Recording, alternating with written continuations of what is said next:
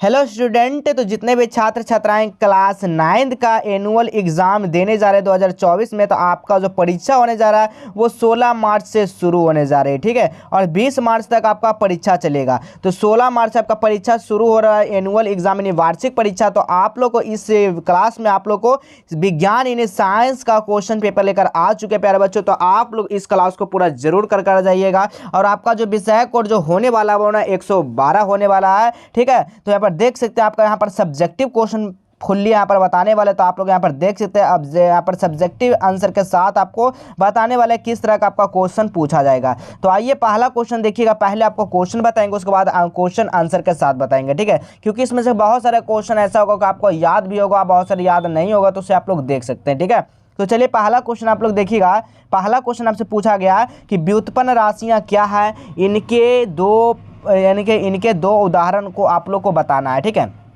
कि व्युत्पन्न राशियां क्या है, इसे किसे कहते हैं, और इसको दो उदाहरण उसको बताना है। ठीक है, इसी तरह अगला क्वेश्चन इसमें देखिएगा, एक समान त्वरण क्या है, इसके बारे में आपको बताना है।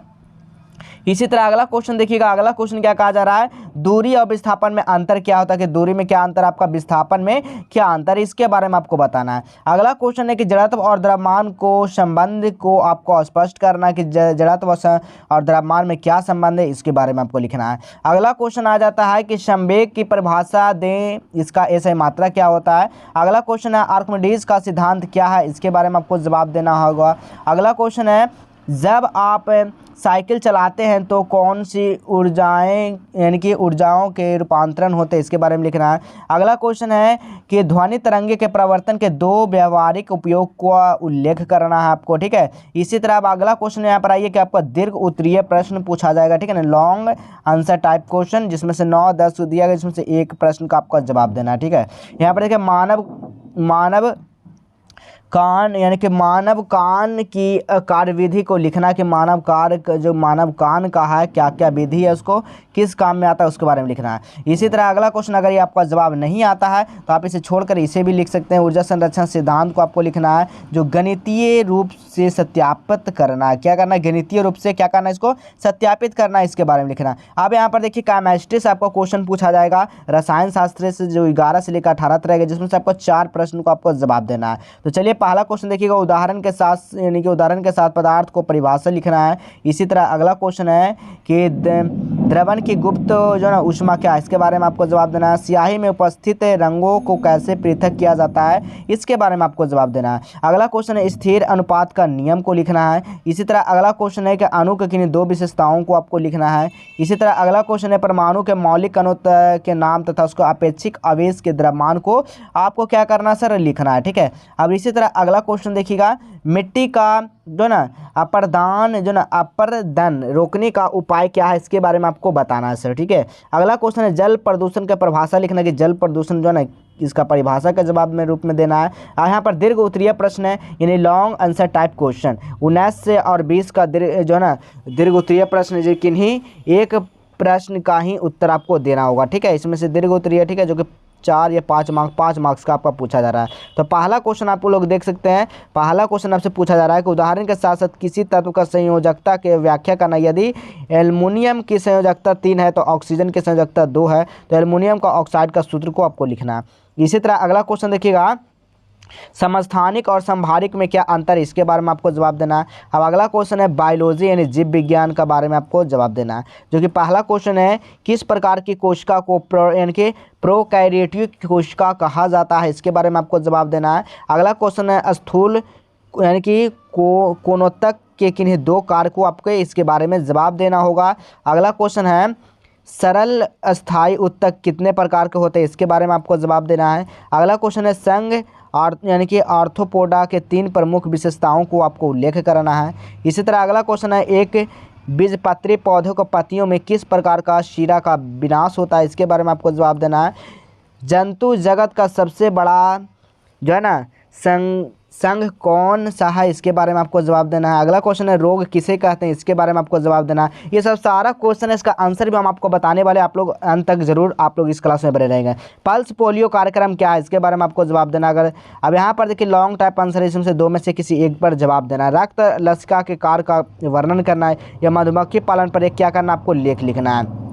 तो यहाँ पर इतना ही क्वेश्चन आपको दिया गया। तो चलिए इसका आंसर क्वेश्चन कैसे कहाँ से पा सकते हैं एग्जाम से पहले सबको। जैसे ही आप लोग यहाँ पर गूगल को ओपन करते हैं, यहाँ पर सर्च क्या करना, आपको जस्टेबल एजुकेशन आपको लिख देना है। क्या लिखना है सर? जस्टेबल एजुकेशन। जैसे ही आप लोग यहाँ पर लिखते हैं तो आपको क्या करना है, सर्च कर देना, ठीक है। जैसे ही जस्टेबल एजुकेशन लिखकर सर्च करते तो इस तरह का आपको इंटरफेस देखने को मिल जाएगा। अब यहाँ पर देखिए इस वाले लिंक पे आपको क्या करना है सर, क्लिक कर देना है। जैसे आप लोग यहाँ पर क्लिक करते हैं, अब आपको नीचे आ जाना है। नीचे के आने के साथ साथ यहाँ पर देख सकते हैं क्लास 9 का आपको यहाँ पर एक सेक्शन दिखेगा, ठीक है। इसी क्लास 9 वाले पे आप लोग क्लिक करिएगा। जैसे ही आप लोग क्लास 9 वाले पे क्लिक करेंगे, अब नीचे आ जाना है। नीचे आने के बाद देखिए लिखा है क्लास 9 एनुअल फाइनल परीक्षा 2024। तो इसी वाले लिंक पे आपको क्लिक करना है, ठीक है। जैसे ही आप लोग यहाँ पर क्लिक करते हो आपको नीचे आ जाना, देख सकते हैं बिहार बोर्ड 9th फाइनल परीक्षा सभी सब्जेक्ट पेपर डाउनलोड, ठीक है। आपको नीचे आ जाना। जैसे ही आप लोग और नीचे आते सभी चीज़ के पढ़ने के बाद आपको नीचे आ जाना। नीचे आने के साथ देखिए अब जो भी सब्जेक्ट है उसी के सामने आपको क्लिक करना। तो चलिए साइंस है तो साइंस के सामने हम क्लिक करते हैं। जैसे ही साइंस के सामने हम लोग क्लिक करते हैं, देखिए कक्षा 9वीं विज्ञान पेपर डाउनलोड लिखा गया, ऑब्जेक्टिव और सब्जेक्टिव दोनों बताया गया, ठीक है। आपको नीचे आ जाना। जैसे ही आप लोग नीचे आते हैं तो यहाँ पर देखिए सारा सब्जेक्ट का यहाँ पर ऑब्जेक्टिव का आंसर की अगर नहीं देखें तो यहाँ से आकर देख लीजिएगा, क्योंकि यहाँ पर सारा आंसर की कभी भी अपडेट किया जा सकता है एग्जाम से पहले बिल्कुल 100% ओरिजिनल प्रश्न पत्र का, ठीक है। आपको नीचे आ जाना। तो चलिए पहला क्वेश्चन हम लोग देखते हैं कि आधारी राशि क्या पूछा गया था। आपसे पूछा गया था ना कि आधारी राशि क्या है, तो इसके बारे में क्या आप लोग जवाब दीजिएगा। तो लिखना है यहाँ पर आधारी राशि पूछा गया है। लिखना है आधारी राशि यानी कि आधारी राशि वे हैं जो स्वतंत्र मानी जाती है, ठीक है। वो आधारी राशि किसको बोलते हैं? जो स्वतंत्र मानी जाती है, जैसे लंबाई, द्रव्यमान और समय। क्या हम ये सब क्या है? ये सब स्वतंत्र है, ठीक है। तो ये सब स्वतंत्र है तो इसे क्या कहते हैं? आधारी राशि कहते हैं। इसी तरह हम लोग अगला क्वेश्चन देखिएगा। अगला क्वेश्चन आपसे पूछा जा रहा है विस्थापन क्या है। तो लिखना कि जब वे कोई वस्तु एक बिंदु से दूसरे बिंदु की तरफ, ठीक है, कोई एक बिंदु से दूसरे बिंदु की तरफ किसी पथ पर गति करती है तो उन दोनों बिंदुओं को बीच का न्यूनतम दूरी को क्या कहते हैं? विस्थापन कहते हैं, ठीक है। इन्हें डिस्प्लेसमेंट कहते हैं। इसी तरह अगला क्वेश्चन देखिएगा, न्यूटन के गति के तृतीय नियम को लिखना। आपको क्या करना है? न्यूटन के तृतीय गति को लिखना है कि गति का तृतीय नियम यह इंगित करता है कि जब एक वस्तु किसी दूसरे वस्तु पर बल का प्रयोग करता है तो तत्क्षण का वह दूसरा वस्तु पहले वस्तु पर वापस बल लगता है। प्रयोग किए गए दोनों बल परिणाम में क्या होते हैं? बराबर होते हैं। इस तरह से लिख सकते हैं। अब अगला क्वेश्चन हमने यहाँ पर जवाब दिया प्रतिध्वनि यानी इको क्या है इसके बारे में। तो जब किसी स्रोत से उत्पन्न ध्वनि आगे जाकर किसी वस्तु जैसे दीवार, पहाड़ से टकराकर पुनः स्रोत के पास जो ना वापस लौटती है तो इसे प्रतिनिधित्व यानी इको कहते हैं। इसे क्या कहते हैं? इको कहते हैं, ठीक है। चलिए अगला क्वेश्चन देखिएगा, उत्प्लावकता के से आप क्या समझते हो? उत्प्लावकता से आप लोग क्या समझते हो? तो लिखना है द्रव की उसमें रखी हुई किसी वस्तु के ऊपर यानी कि ऊपरी मुखी बल लगाने की प्रवृत्ति उत्प्लावकता कहते हैं। उसे क्या कहते हैं? उत्प्लावकता कहते हैं।